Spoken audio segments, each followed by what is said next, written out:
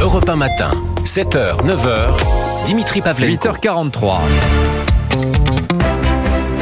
La revue de presse d'Europe 1, Olivier Delagarde. Ce matin, il y a de l'électricité dans l'air. Eh oui, et au gouvernement, mon cher Dimitri. Hier, phénomène assez rare, on a entendu un ministre traiter l'un de ses collègues de populiste. Sous la présidence de Hollande, on appelait ça des couacs, écrit Thomas Soulier. Dans le Parisien aujourd'hui en France, sous l'ère Bayrou, on parle de polyphonie. Enfin, une polyphonie qui rime donc beaucoup avec cacophonie. À l'origine de tout cela, la publication sur le site du Figaro d'une tribune, signée notamment par Bruno Retailleau, que vous trouverez dans l'édition papier aujourd'hui. Tribune où le ministre de l'Intérieur appelle à arrêter les subventions aux énergies renouvelables intermittentes pour donner la priorité au nucléaire. L'éolien et le photovoltaïque n'apportent au mixte énergétique français qu'une intermittence coûteuse à gérer. Il n'y a donc aucune raison de les financer par des subventions publiques, écrit-il.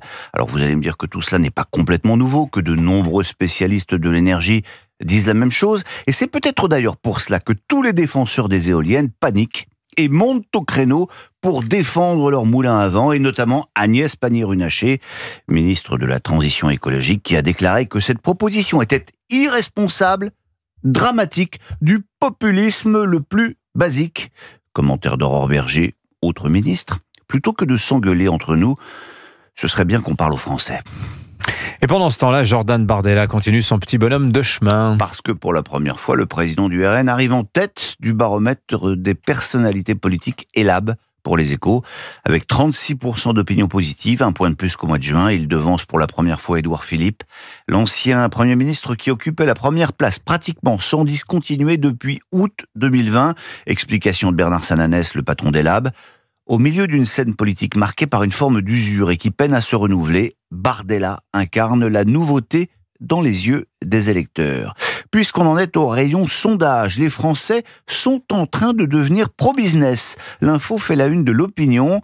Selon une étude de l'Institut Cluster 17 pour le journal, une majorité de Français estiment désormais que les entreprises paient trop d'impôts et subissent trop de normes.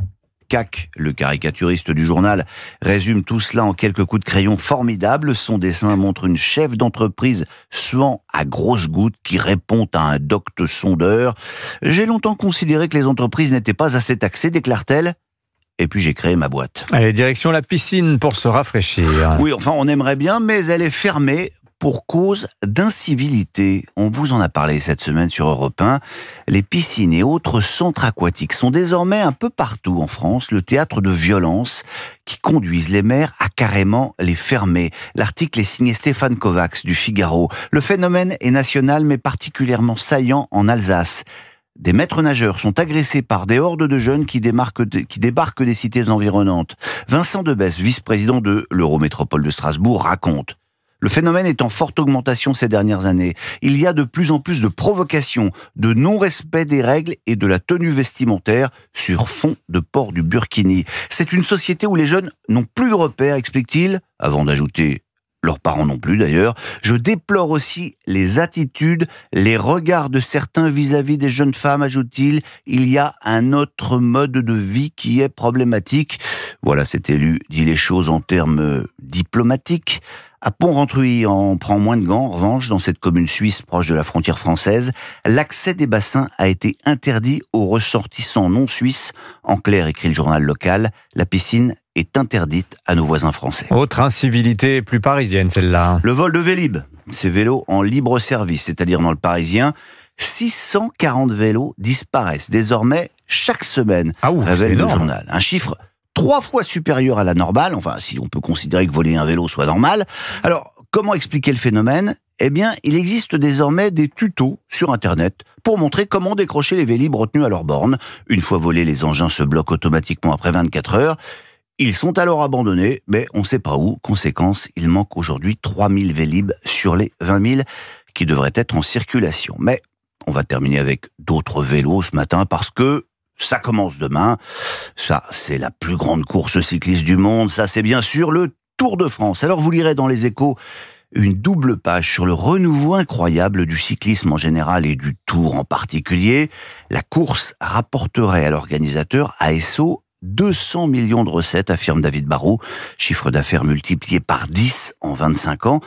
Mais le Tour, c'est pas juste un vieux machin transformé en cash machine. C'est aussi un moment particulier pour une France rurale qui se met sur le pas de sa porte. La Croix consacre un long dossier à cet événement familial, populaire, pacifique et gratuit. On estime que 15 millions de spectateurs seront sur le bord de la route. Et en dernière page, ne manquez pas non plus la très jolie chronique de Pierre Adrian qui s'apprête à retrouver lui aussi pour 3 semaines ce rituel estival.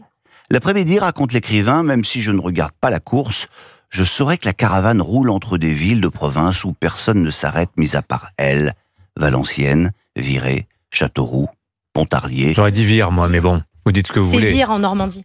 Pays de l'andouille.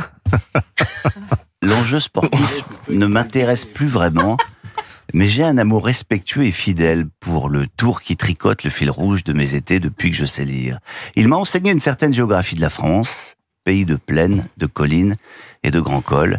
Je ne suis pas rancunier avec ces champions tricheurs qui ont menti à l'enfant que j'étais.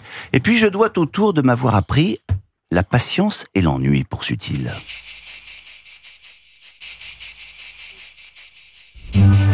Car c'est au cours de ces après-midi de juillet que l'on touche à l'ennui dans ce qu'il a de plus lymphatique et de plus profond. Dans cette monotonie, écrivait Paul Valéry, il n'y a rien à faire, à voir. Et pourtant, nous apprenons quelque chose à chaque instant. Voilà. Bon Tour de France si ça vous chante. N'oubliez pas de vous ennuyer un peu. Bonnes vacances à tous. Je suis viré. Non, vous ne l'êtes pas, vous revenez en... Mais oui, c'est ça la radio, hein. Une ambiance, une musique, une belle voix, un beau texte, la revue de presse d'Olivier Delagarde, magnifiquement troussée. Encore une fois, merci beaucoup Olivier.